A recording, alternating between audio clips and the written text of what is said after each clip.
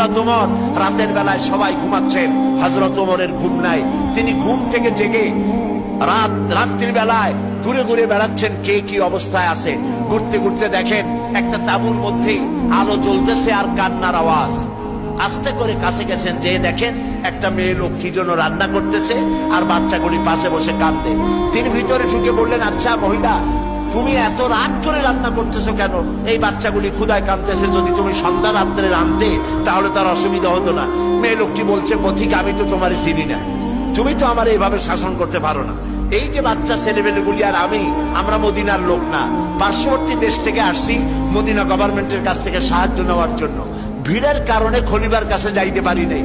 আমার ছেলেগুলি 2-3 দিন না খাওয়া, আর এই যে হাড়ি, ওর মধ্যে কোনো কষ্ট না, পানি আর পাথর দিয়ে নাড়াচাড়া করতেছি যাতে বাচ্চারা বোঝে যে গোশত রান্না করতেছি। বলেছি যে একটু অপেক্ষা করো, রান্না হইলে খাইতে পারবা। কিন্তু বাচ্চাগুলি এত ক্ষুধার্ত, কোন রকমেই তারা আমার কথা শুনতে চাচ্ছে না, কাঁদতেছে। হযরত ওমর বলেন, এটা শুনে আমার মনে হলো যে আমার পায়ের তলা থেকে মাটি খসে যাচ্ছে। হযরত ওমর বললেন, মা তুমি একটু অপেক্ষা করো, দেখি আমি তোমার কোনো উপকার করতে পারি কিনা। হযরত ওমর দৌড় দিলেন। ইতিহাস বলছি, গল্প না। হযরত ওমর বাড়িতে চলে গেলেন। বৃদ্ধ হযরত আসনামকে ডাকলেন, বললেন, আসনাম, বস্তা নিয়ে আসো, বাইতুল মালের দরজা খোলো, বস্তার ভিতরে আটা ঢুকাও, পেঁয়াজ ঢুকাও, তরি তরকারি ঢুকাও। ঢুকাবার পরে বললেন, বস্তা বন্দি করে দাও। বস্তা বান্ধা হলো। হযরত ওমর বলেন, আসনাম রে, এবার এই বস্তাটা আমার মাথার উপরে উঠায়া দাও।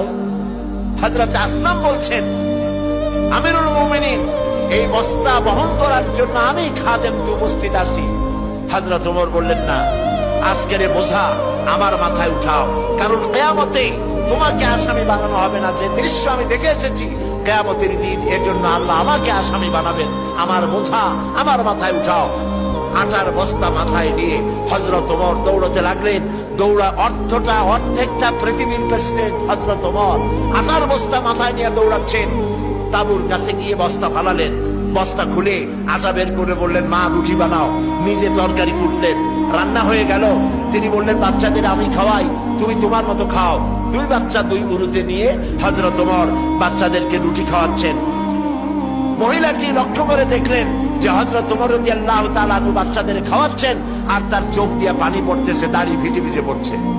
মহিলা বললেন, পথিক, তুমি যে কে আমি তো তোমারে চিনি না, তবে আমার মনে হয় এই দেশের বাদশাহ ওমর না হইয়া তোমার মতো মানুষ যদি বাদশাহ হইতো তাহলে আমাদের কপাল বোধহয় আরো ভালো হইতো।